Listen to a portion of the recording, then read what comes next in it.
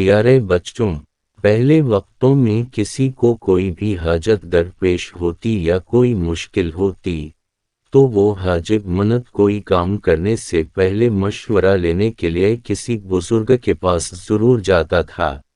اسی طرح ایک غریب اپنی غربت کی شکایت لے کر حضرت شیخ سعدی کے پاس گیا اور کہنے لگا کہ میرے بچے زیادہ ہیں اور میری آمدنی کا کوئی ذریعہ نہیں ہے۔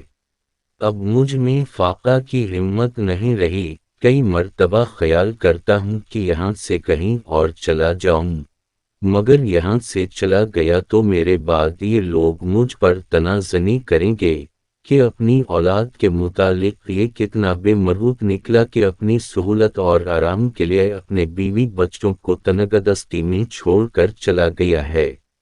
آپ ہی کوئی مشورہ دیں، آپ تو علم حساب کے ماہر ہیں، مجھے کسی بادشاہ کی نوکری میں دے دیں، آپ کا احسان ہوگا۔ حضرت شیخ سعدی نے اس سے کہا کہ بادشاہ کی نوکری کے دو رخ ہوتے ہیں، اول رزق کی امید اور دوم جان کا خطرہ۔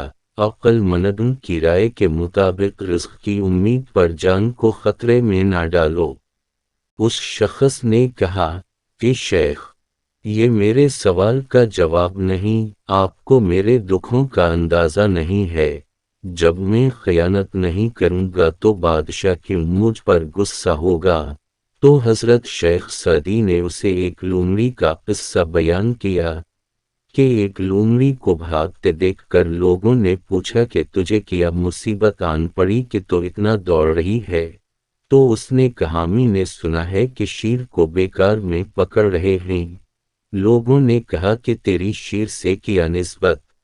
لومڑی نے کہا کہ چپ رہو، اگر حاسدوں نے دشمنی میں کہہ دیا کہ یہ شیر کا بچہ ہے تو پھر میرا کیا بنے گا اور مجھے کون چھڑائے گا؟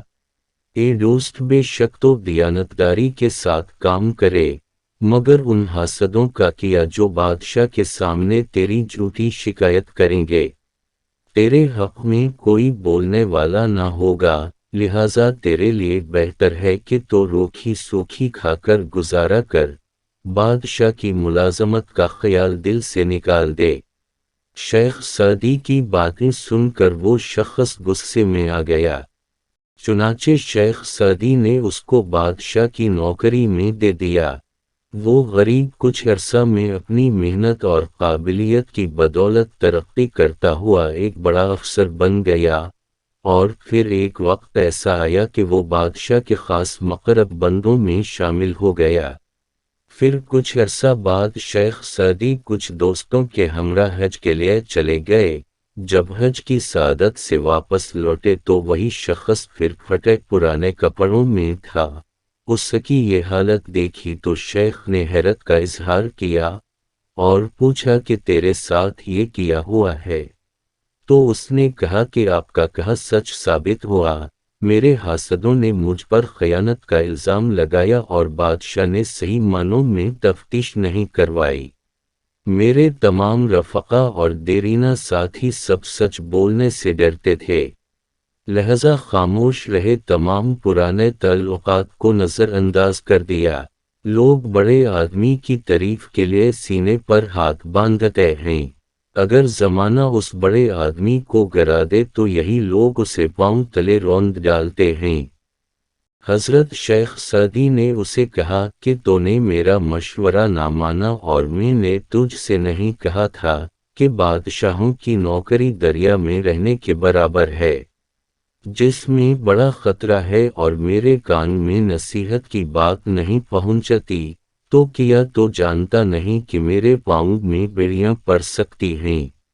اگر تجھ میں دوسری مرتبہ ڈنگ کھانے کی سکت نہیں ہے تو بچھو کے بل میں کیوں انگلی ڈالتا ہے؟